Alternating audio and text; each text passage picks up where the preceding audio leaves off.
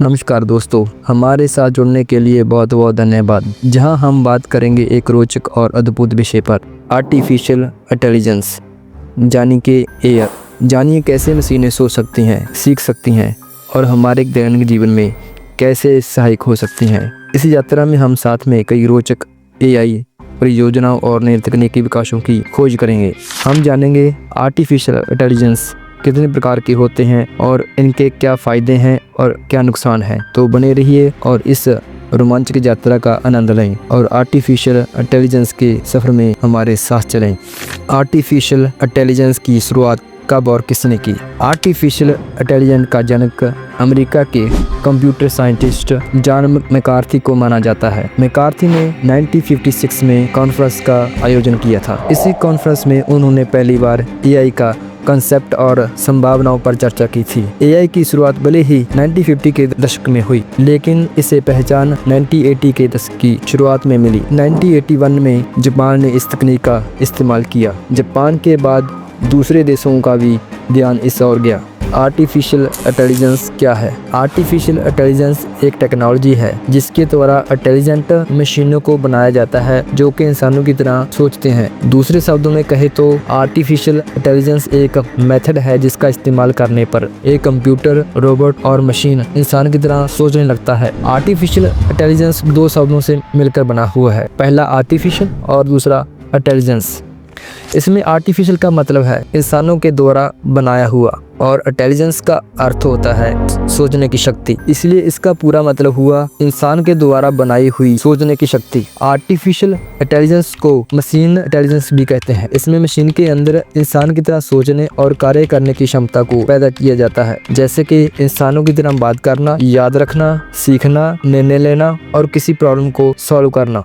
Artificial intelligence computer science की उभरती हुई टेक्नोलॉजी है जिसका मुख्य उद्देश्य दुनिया भर में इंटेलिजेंट मशीनों को बनाना है ताकि मनुष्य के जीवन को और भी ज्यादा आसान बनाया जा सके। आर्टिफिशियल इंटेलिजेंस को 7 हिस्सों में बांटा जा सकता है। 1 reactive machine, 2 limited memory, 3 theory of mind, 4 self awareness, 5 weak या narrow AI, 6 artificial general intelligence AGI, 7 artificial super intelligence या ASI।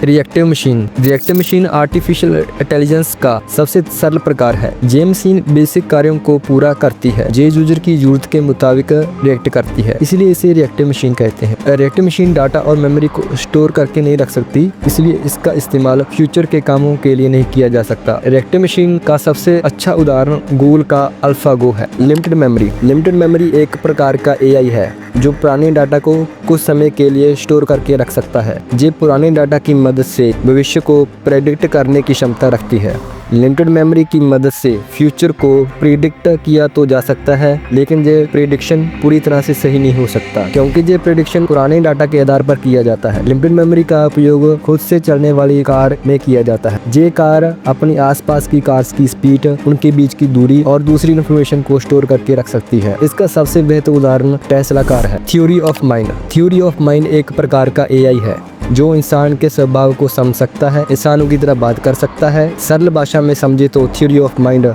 इंसानों के विचारों को समझकर उनसे बातें कर सकता है। जिस प्रकार दो मनुष्य आपस में बातें करते हैं, उसी प्रकार थ्योरी ऑफ माइंड में भी कंप्यूटर और इंसान आपस में बातें कर सकते हैं। लेकिन थ्योरी ऑफ माइंड तकनीक अभी पूरी तरह से डेवलप नहीं हुई, इस तकनीक पर अभी रिसर्च जारी है। Self awareness AI artificial intelligence का भविष्य है। ये एआई बहुत ही ज्यादा इंटेलिजेंट होगा और इनका खुद का इमोशन, चेतना और दिमाग होगा। इस एआई का दिमाग इंसान से भी तेज होगा। आने वाले समय में सेल्फ अवेयरनेस की वजह से डिजिटल कंप्यूटर या रोबोट इंसानों से भी ज्यादा इंटेलिजेंट और स्मार्ट होंगे और उस समय की मशीनें सेल्फ अवेयर होंगी और सही गलत फैसलों का निर्णय समय लेने लगेंगी। हालांकि इस समय सेल्फ अवेयरनेस एआई उपलब्ध नहीं है, ये आने वाले समय की एक कल्पना है। वीक या नैरो एआई को आर्टिफिशियल नैरो इंटेलिजेंस भी कहा जाता है। ये एआई किसी विशेष काम को ही पूरा कर सकता है और अपनी क्षमता के बाहर किसी दूसरे काम को नहीं कर सकता, इसलिए इसे वीक एआई कहते हैं। वीक एआई इंसानों की तरह